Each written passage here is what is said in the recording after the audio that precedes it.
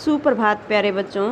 आज हम रुचिरा भाग 2 के पाठ 4 हास्य बाल कवि सम्मेलनम का अध्ययन करेंगे। हास्य बाल कवि सम्मेलनम का अर्थ है हास्य बाल कवि सम्मेलन। यह एक ऐसा सम्मेलन है जिसमें कवि बालक हैं और उनके द्वारा सुनाई गई हास्य कविताएं हैं। तो चलिए पाठ की ओर बढ़ते हैं। विविध वेशभूषाधारिणः चत्वारः बालकवयः मंच उपरि उपविष्टा सन्ति। विविध वेशभूषाधारिणः अनेक प्रकार की वेशभूषा को धारण किए हुए चत्वारः बालकवयः चार बाल कवि मंच से उपरि उपविष्टा सन्ति मंच के ऊपर बैठे हुए हैं।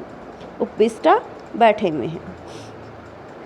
अज श्रोतारः हास्य कविता श्रवणाय उत्सुकाः सन्ति कोलाहलं च कुर्वन्ति। अज श्रोतारः अज मीन्स नीचे श्रोताजन हास्य कविता श्रवणाय हास्य कविता सुनने के लिए उत्सुकाः सन्ति उत्सुक हैं, कोलाहलं च कुर्वन्ति और शोर कर रहे हैं। संचालक अलम कोलाहलेन शोर मत करो। अद परम हर्ष से अवसर यत अस्मिन् कवि सम्मेलने काव्य हंतारः कालयापकाश्च भारतस्य हास्य कवि धुरंधरा समागताः सन्ति। आज परम हर्ष से अत्यधिक प्रसन्नता का अवसर है या विषय है यत कि अस्मिन् कवि सम्मेलने इस कवि सम्मेलन में काव्य हंतारः काव्य का नाश करने वाले कालयापकाश्च समय को खराब करने वाले भारतस्य भारतवर्ष के हास्य कवि धुरंधराः श्रेष्ठ हास्य कवि समागताः आए हैं। आज अत्यधिक प्रसन्नता का विषय है कि इस कवि सम्मेलन में काव्य का नाश करने वाले और समय को खराब करने वाले भारत के श्रेष्ठ हास्य कवि आए हैं। यही आइए करताल ध्वनिना वयम एतेषां स्वागतं कुर्मः। हम तालियों से इनका स्वागत करें।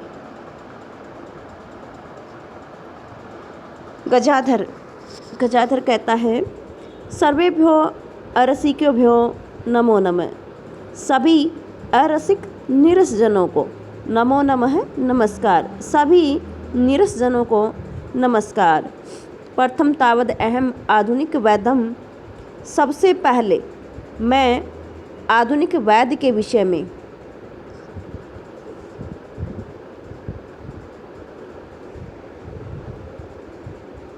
उद्दिश्यम सौकियम काव्यम श्रावयामि।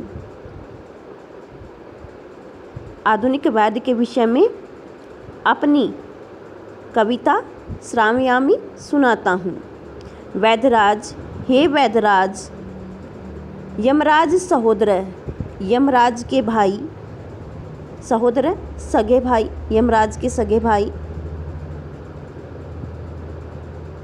नमस्तुभ्यम तुझे मेरा नमस्कार है। यमस्तु हरति प्राणान वैद्य प्राणान धनानि च। यमस्तु यमराज तो हरति प्राणान केवल प्राणों का हरण करता है। वैद्य प्राणान धनानि च और वैद्य धन और प्राण दोनों का हरण करता है। सर्वे उच्चैः हसन्ति सभी जोर से हंसते हैं।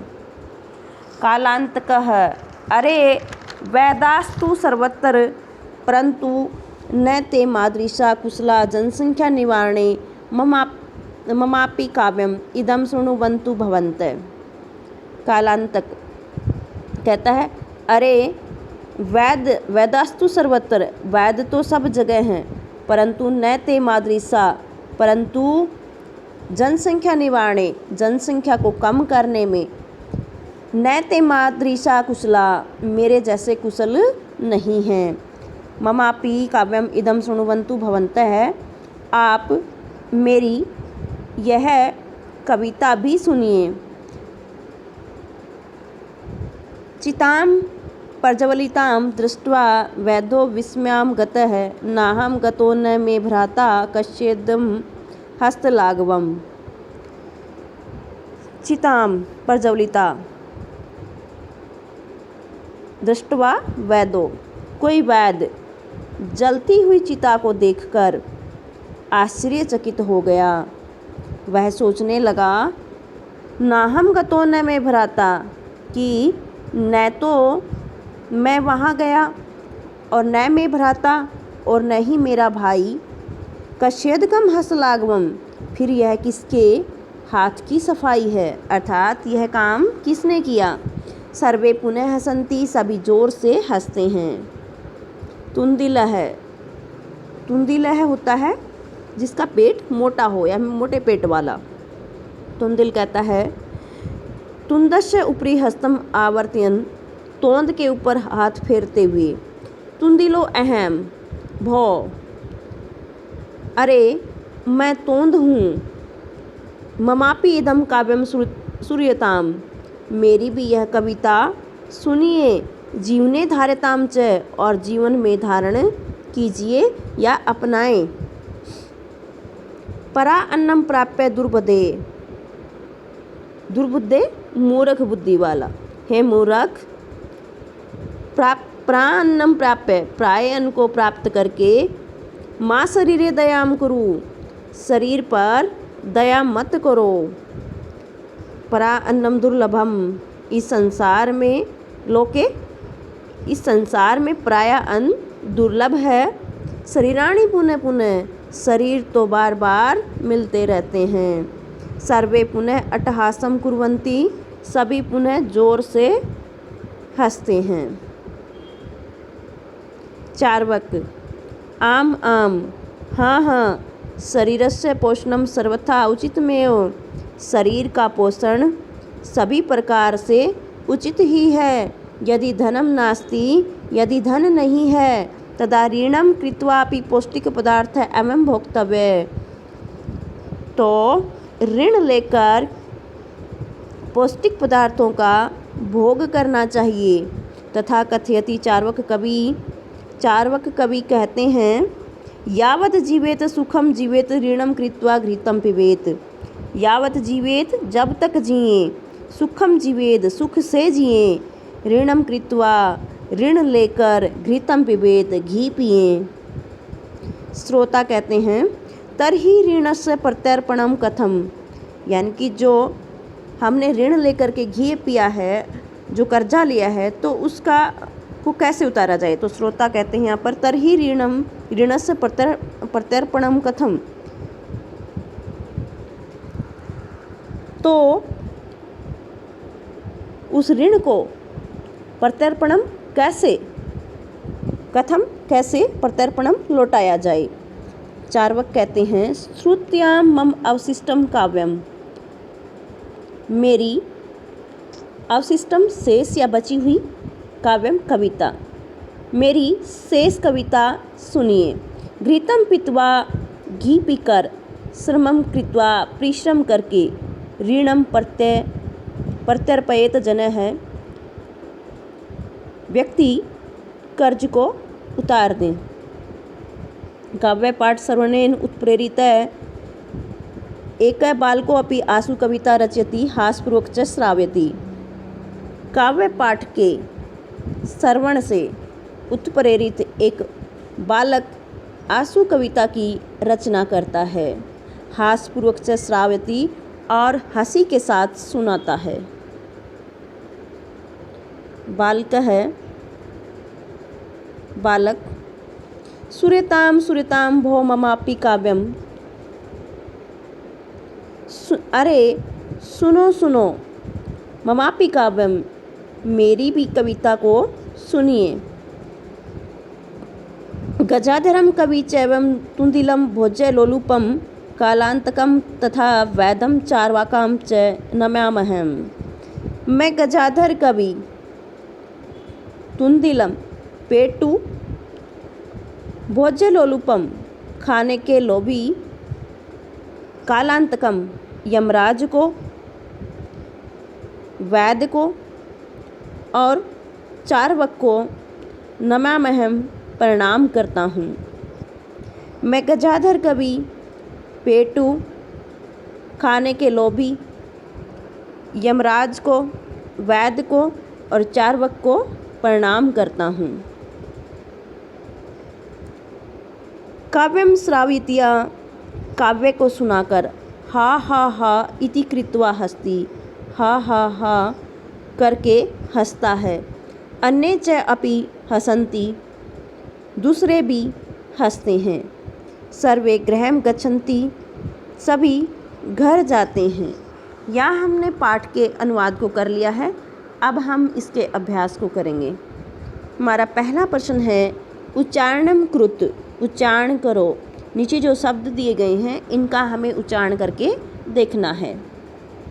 ऊपरी, नीचई, कदापि, कुत्र, अधः, बहि, अंतः, कदा, उच्चई, अलम, पुनः, एकदा। हमारा दूसरा प्रश्न है मंजूषात अव्ययपदानि चित्वा वाक्यानि पूरयत। मंजूषात यानी पेटिका से अव्यय शब्दों को चुनकर वाक्य पूरे करो। पहला है वृक्षे उपरि खगाः वसन्ति, वृक्ष के ऊपर पक्षी रहते हैं।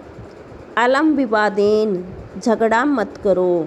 वर्षा काले गृहात् बहिः मा गच्छ, बरसात के समय घर से बाहर मत जाओ।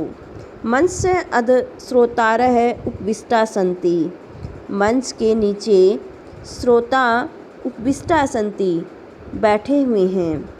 छात्रा विद्यालय से अन्तः प्रविशन्ति, छात्राएं विद्यालय के भीतर प्रवेश करती हैं। हमारा अगला प्रश्न है अशुद्धम पदम चिनुत, अशुद्ध पद को चुनो।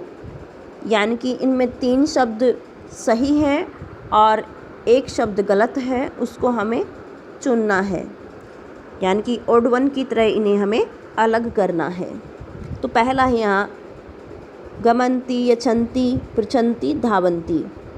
तो यहाँ पर गमन्ति जो है गम धातु से बना हुआ है और गम के अनुसार यहाँ पर शब्द बनेगा गच्छन्ति। तो ये गमन्ति जो है यहाँ पर अशुद्ध है। रामेण, गृहेण, सर्पेण, गजेण। तो यहाँ पर तृतीया भक्ति के एक वचन में तीनों शब्द सही हैं। गजेण से बनेगा गजेन, गजेन से बनेगा गज से गजेन। तो यहाँ पर गजेण जो है अशुद्ध है। अगला है लतया, मातया, रमया, निस्या। ये जो है तीनों शब्द तृतीया भक्ति एक वचन के हैं और तीनों शब्द यहाँ सही हैं। मातया यह मातृ शब्द रूप से बना है और यहाँ पर तृतीया भक्ति में शब्द बनेगा मात्रा। यहाँ पर मातया जो है अशुद्ध है। अगला है लते, रमे, माते, प्रिय। लते, रमे और प्रिय ये तीनों सही शब्द हैं और जो माते हैं यहाँ पर वो द्वितीया भक्ति के एक वचन और द्विवचन में मातृ से बनेगा मातरौ। तो यहाँ पर माते शब्द जो है अशुद्ध है। अगला है लिखती, गरजती, फलती, सेवती। लिखती, गरजती, फलती ये तीनों सही हैं और जो सेवती का जो रूप होता है वो बनेगा एक वचन में सेवते। तो यहाँ पर जो अशुद्ध पद है वो है सेवती। हमारा अगला शब्द है अगला प्रश्न है मंजूषात समानार्थक पदानि चित्वा लिखत। मंजूषात पेटिका से समानार्थक पदों को चुनकर लिखो। यानी कि ये शब्द दिए गए हैं और पेटिका से हमें इनके समानार्थक शब्दों को चुनकर लिखना है। अब हम देखेंगे प्रसन्नतायाः चिकित्सकं लब्ध्वा शरीरस्य दक्षः। तो प्राप्त करके, लब्ध्वा प्राप्त करके, कुशलः कुशल, दक्षः दक्ष या कुशल यानी कि चतुर, हर्षस्य हर्ष का, प्रसन्नतायाः प्रसन्नता का, देहस्य शरीर का और शरीरस्य शरीर का, वैद्यम वैद्य और चिकित्सकम चिकित्सक। हमारा अगला प्रश्न है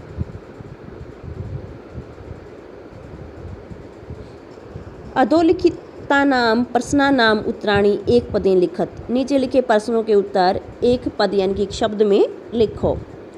पहला प्रश्न है इसका, मंचे कति बाल कवयः उपविष्टा सन्ति। मंच पर कितने बाल कवि बैठे हुए हैं? तो चत्वारः 4। के कोलाहलं कुर्वन्ति, कौन शोर कर रहे हैं? श्रोतारः श्रोतागण। गजाधारः कम् उद्देश्यं काव्यं प्रस्तौति। गजाधर किसके को उद्देश्य करके या किसको उद्देश्य मानकर काव्य की प्रस्तुति करता है? तो आधुनिक वैद्य के बारे में। तुंदिलः कस्य उपरि हस्तम आवर्त्यति। तुंदिल किसके ऊपर हाथ फेरता है? तुंस्य तोंद के ऊपर। लोके पुनः पुनः कानि भवन्ति, संसार में बार बार क्या होते हैं, अर्थात क्या मिलते रहते हैं? तो शरीराणि शरीर। किम कृत्वा घृतं पिबेत, क्या करके घी पीना चाहिए? तो ऋणम ऋण करके। हमारा अगला प्रश्न है मंजूषात् पदानि चित्वा कथायाः पूर्तिं कुरुत। मंजूषा यानी कि पेटिका से पदों को चुनकर कथा की यानी कि कहानी की पूर्ति करो।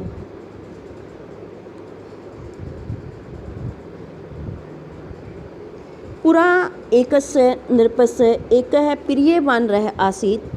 पहले यानी कि प्राचीन समय में एकस्य नृपस्य एक राजा का एक प्रिय वानरः आसीत्, एक प्रिय वानर था। एकदा नृपः सुप्तः आसीत्, एक बार राजा सोया हुआ था। वानरः व्यजनेन तवम अविजयत। वानर पंखे से उसको अविजयत हवा कर रहा था। तदैव एका मक्षिका नृपस्य नासिकायाम उपाविशत। उसी समय एक मक्खी राजा की नाक पर बैठ गई। यद्यपि वानरः वारं वारं व्यजनेन ताम निवारयति। हालांकि वानर बार बार पंखे से उसको निवार्यति सम हटा रहा था। तथापि सा पुनः पुनः नृपस्य नासिकायामेव उपविशति सम। फिर भी वह बार बार राजा की नाक पर ही बैठ जाती थी। अन्ते स मक्षिका काम हंतुम खड्गेन प्रहारम अकरोत्। अंत में उसने मक्खी को हंतुम मारने के लिए खड्गेन तलवार से प्रहार किया। मक्षिका तो उड्यम दूरम गता। मक्खी तो दूर उड़ गई, किंतु खड्ग